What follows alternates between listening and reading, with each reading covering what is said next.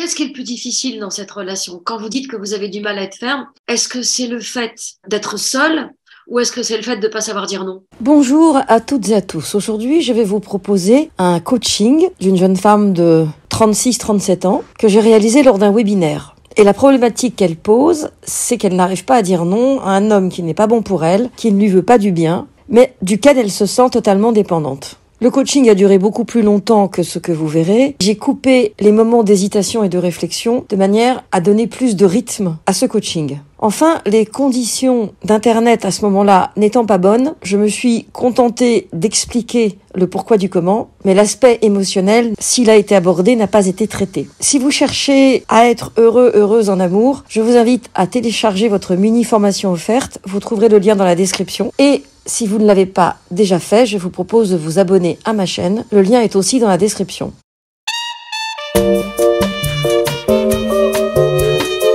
Cette histoire-là, c'est vraiment fini ou pas? Non, il essaye de revenir. Vous allez le reprendre? Ben non, mais j'ai du mal à couper complètement. J'ai du mal à être ferme. Qu'est-ce qui est le plus difficile dans cette relation? Quand vous dites que vous avez du mal à être ferme, est-ce que c'est le fait d'être seul ou est-ce que c'est le fait de ne pas savoir dire non? Je pense de pas savoir dire non Ok. parce que je suis seule depuis longtemps et que ça allait jusque-là. Vous voyez qu'il veut revenir, alors que vous savez que c'est pas bon pour vous. Parce qu'en plus, il n'y a pas forcément cette admiration là dont vous parliez. Non, avec un mec qui ment tout le temps, c'est difficile d'admirer. Ouais, en fait, je pense que vraiment ce qui m'a séduit, c'est ses belles paroles, hein, clairement, les compliments, tout ça. Plus que lui, vraiment, plus que la personne lui-même. Est-ce que le fait d'être valorisé, Mm. magnifié, complimenté, c'est quelque chose qui vous a beaucoup manqué? Bah oui, je pense, ouais. Mm. Est-ce que par le passé, vous avez l'impression, quand vous étiez plus jeune, d'avoir souffert de posture de vilain petit canard ou de choses comme ça? Oui, j'ai souvenir de ma mère qui a pu avoir des réflexions assez désobligeantes sur mon physique, par exemple, quand j'étais enfant. Donc elle vous critiquait? Ouais, bah parce que j'étais en surpoids notamment et je me souviens ouais des critiques comme quoi telle tenue ça m'allait pas ou que ça allait mieux à ma cousine qui était plus mince ou des choses comme ça. Vous étiez comparé. Ouais, en plus de ça, je sais que j'étais pas un enfant prévu, désiré. Je suis la dernière, je suis arrivée 16 ans après mon frère. Ah, un accident, comme on dit. Ouais, je pense que le rejet Parce que j'imagine qu'avec votre frère, ça se passait bien. J'ai deux frères aînés, ouais. Est-ce que vos frères étaient aussi critiqués que vous? J'en ai pas le souvenir, non. Après, j'ai pas beaucoup habité avec eux, du coup, mais Ouais, vous avez été élevée comme une enfant unique. ouais. Mm. Mais si votre mère ne voulait pas, elle aurait pu avorter.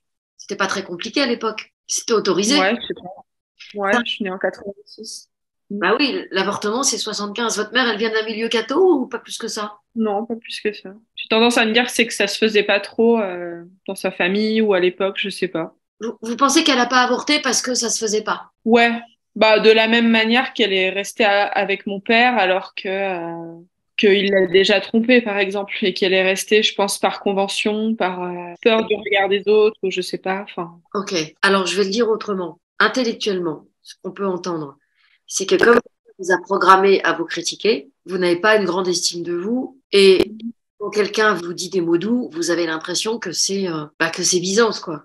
Que quelque chose de nouveau est en train de se produire. Donc, vous êtes attiré par des hommes qui, au départ, vous semblent plutôt bien et qui se révèlent ne pas être bien. C'est pas le premier qui vous déçoit. ben, ça fait pas très longtemps que je suis retournée sur les applis, mais oui, souvent quand je suis attirée par quelqu'un, c'est pas réciproque, quoi. Les autres histoires, c'était plutôt ça. Plutôt, il y a un premier rendez-vous, il n'y a pas de suite derrière, ou même la conversation s'arrête avant qu'il y ait eu rendez-vous. Ou j'ai déjà été attirée par des collègues de travail, mais pour qui c'était pas réciproque. Votre relation la plus longue, elle a duré combien de temps? 3 ans à peu près. Et vous avez vécu avec un homme? Ouais, avec celui-là, ouais. C'était il y a combien de temps? Il y a Ok. longtemps. Et pourquoi ça s'est terminé? Parce qu'il m'a trompée, Comme qui? comme mon père.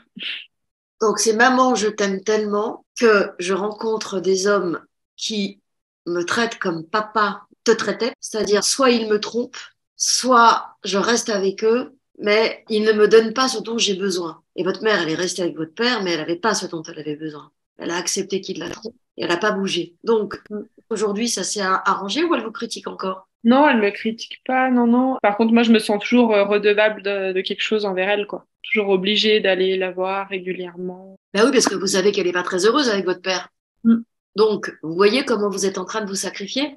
Je t'aime tellement, maman. J'ai tellement besoin de ta reconnaissance que non seulement je vis des histoires pourries, version moderne, qui arrivent au même résultat que toi avec papa, sont soit tromperies, soit je te supporte, mais ça me convient pas. Je t'aime tellement parce que tu ne m'as pas regardé que en vivant la même chose que toi, j'espère que tu vas me regarder. Et j'attends tellement ta reconnaissance que je me sens obligée de venir te voir parce que je te sais malheureuse. Tout ça dans l'espoir vain et insensé que peut-être un jour, tu m'apporteras ce que tu ne m'as jamais donné. Vous la voyez Mm. en vacances, votre mère? Toutes les 2 semaines à peu près.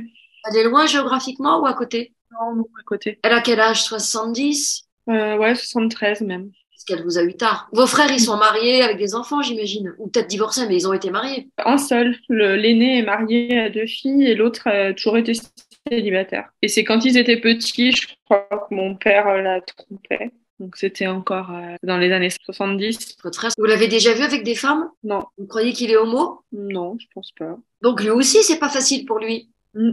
Ouais. Et le chouchou de votre mère, c'est qui? Bon, je sais pas trop. Moi, je pense que j'ai été plus gâtée que mes frères parce qu'ils avaient plus de moyens aussi. Après, le chouchou, peut-être celui du milieu, celui qui est tout seul.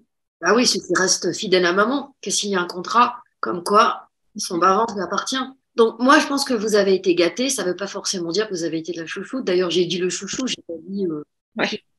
je savais déjà que c'était un garçon. Donc votre histoire est très simple. Vous avez été programmé pour être critiqué en ayant l'impression que vous étiez arrivé d'une manière imprévue et qu'on ne vous attendait pas et que du coup, il fallait rembourser votre dette de vie en étant très gentille et très soumise. Et c'est pour ça que vous allez voir votre mère toute la semaine. Elle vous raconte des histoires ou elle parle pas de votre père? Elle se plaint ou pas du tout? Ouais, un peu, mais pas sur des trucs de tromperie ou quoi, plus sur le quotidien. Donc elle vous dit bien tous les jours qu'elle est malheureuse avec votre père. Ouais, elle le dit pas comme ça, mais elle se plaint, ouais. Quand elle vous voit, elle se plaint. Oui ou non? Oui, mais elle fait pas que ça non plus. Non, elle fait pas ça. Mais quand même, chaque fois que vous la voyez, elle balance. Oui, elle lance des pics. Chaque fois, il y a des petites critiques sur mon père. Est-ce qu'on peut envisager l'hypothèse que chaque fois que vous voyez votre mère, elle vous met une piqûre de rappel pour vous rappeler qu'elle est malheureuse avec votre père, qu'elle est restée avec lui par sacrifice? Je pense pas que ce soit à cause de vous qu'elle se soit sacrifiée. Je pense pas qu'elle n'ait pas quitté votre père parce que vous êtes né, sinon elle l'aurait quitté après. Mais est-ce que vous pouvez entendre que elle vous rappelle à chaque fois qu'elle est malheureuse et vous, comme vous la voyez malheureuse et que vous n'avez pas été regardée comme vous auriez aimé l'être, vous ne vous autorisez pas à être heureuse en amour. Et donc, vous donnez à un homme qui est menteur les clés de votre maison, quoi, symboliquement parlant. Ça, c'est lié à votre mère. C'est lié à cette espèce de mémorial qui fait que c'est pas une répétition érotique, c'est une histoire d'amour qui s'accomplit. C'est-à-dire que en vivant des histoires foireuses, vous lui dites, maman, je t'aime. Je comprends. Comment vous vous sentez quand il revient vers vous alors qu'il a dit plein de conneries, qu'il essaie de revenir alors que vous savez qu'il est menteur et roublard? Comment vous vous sentez à l'idée de lui dire non? Je me sens flattée quand il me dit des trucs du style tu me manques, malgré les mensonges et tout, hein, mais je me sens un peu flattée par ces messages. Et après, pourquoi j'arrive pas à couper nettement je sens un peu un vide en fait en moi si tout s'arrête. Là, j'ai l'impression d'avoir goûté à l'excitation d'une relation et que ma vie est bien terne sans quelqu'un. Enfin, c'est un peu exagéré, mais je sais pas si je suis claire. Vide, est-ce que vous l'avez déjà senti par le passé? Ben, non, pas trop.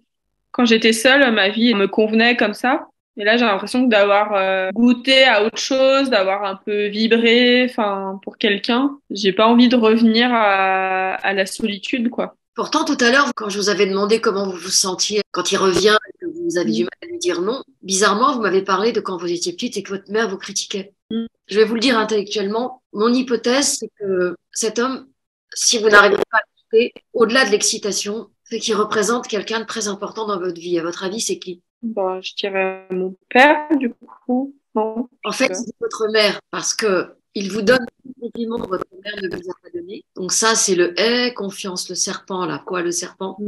Aie confiance, crois en moi. Donc, dans un premier temps, vous êtes excité. Vous l'avez d'ailleurs dit vous-même.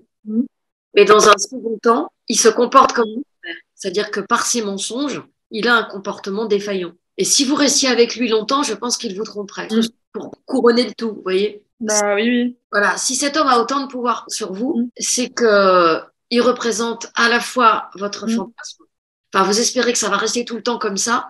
Et finalement, ça se termine toujours de la même façon. Soit vous êtes trompé, soit le gars, il ne vous respecte pas. De 1000 façons différentes. L'idée, c'est qu'il vous a donné la reconnaissance et de l'attention et de votre mère. Mais derrière, une fois passé la belle image, derrière, ce qui se passe, c'est que vous vous retrouvez exactement avec ce que votre mère vous a donné, c'est-à-dire de la critique. Alors chez lui, c'est pas de la critique, c'est du mensonge, c'est de la disparition. Je suis quasiment sûre que dans son emploi du temps, il est en train de draguer d'autres filles sur Adopt, mais le mot-clé, c'est le mensonge. Donc, on va rajouter une couche. C'est aussi votre père, parce que votre père a trompé votre mère, donc il a menti. Donc, derrière cet homme, il y a votre père et il y a votre mère. Mais c'est plus votre père par rapport à votre mère, parce qu'il lui a imposé. Donc, ce qui se passe pour vous, c'est que quitter cet homme, c'est perdre l'attention de papa et maman. Et surtout, mieux vaut son attention pourrie, parce qu'on sait que derrière, il va faire plein de mensonges, que de rien du tout. Le fameux vide dont vous parliez. Et mon intuition, mon hypothèse, c'est que petite, vous avez été probablement une gamine qui avait besoin d'attention, comme beaucoup de gens qui vont à mes webinaires, et vous n'avez pas été nourrie. Et celle que vous étiez à l'époque est toujours en attente. Et en fait, c'est pour ne pas oublier celle que vous étiez que vous rencontrez des gars qui vous trompent ou avec lesquels il n'y a pas de second rendez-vous ou qui vous mentent. Et pour moi, le stade d'après, ce serait de rencontrer celle que vous étiez pour justement sortir du programme. Une fois que vous l'aurez rencontré, vous n'aurez plus besoin de rencontrer des hommes qui vont vous mettre dans des états extrêmes pour ne pas oublier celle que vous étiez. Et pour moi, c'est là que ça se passe, entre le vide, la critique, le manque d'attention, ce que vous avez appelé le rejet tout à l'heure. Est-ce que vous me suivez dans ce que je vous dis? Oui, oui. Je vais m'arrêter là parce que je trouve que la communication est pas très bonne, c'est très lent, ça coupe tout le temps, donc c'est pas agréable. Je vous invite vraiment à vous protéger et à ne pas le laisser revenir, même si vous souffrez. Prochain webinaire, on peut peut-être faire le travail émotionnel. Vous avez des questions? Non, non, merci. Non, vous n'avez pas de questions. Je suis désolée, je vous laisse un peu en plan là. Normalement, je vais au bout, mais là, les conditions s'y prêtent pas. Mais vous avez compris intellectuellement le mécanisme. Vous êtes dans un mémorial à votre mère. Votre mère, elle a souffert avec votre père parce qu'il l'a trompée. Elle est restée avec lui alors qu'à l'époque, ça se faisait de divorcer quand même. Donc, elle aurait pu divorcer quand vous aviez 15-20 ans. Donc, votre mère est conventionnelle et dans la province dans laquelle vous avez vécu, ça ne se faisait pas. Donc, la question, c'est pourquoi est-ce que votre mère n'a pas quitté votre père? Et ensuite, pourquoi est-ce qu'elle a projeté sur vous toute la misère? Il y en a plein qui se retrouvent sur certains points. Ah bah voilà, il y a Sarah qui a compris plein de choses sur ses blocages, alors que pourtant, j'ai pas fait grand-chose. Remplace-le, vous dit Fanny. Oui, nous dit Mélanie. Tout le monde vous soutient, tout le monde vous dit bon courage. Merci. Voilà, c'est toujours intéressant, dit Delphine. À bientôt. Merci d'avoir regardé cette vidéo jusqu'au bout. Merci de la liker si elle vous a plu, de la partager si vous pensez qu'elle peut aider des personnes de votre environnement. Et à très vite pour une nouvelle vidéo, au minimum chaque mardi et chaque vendredi.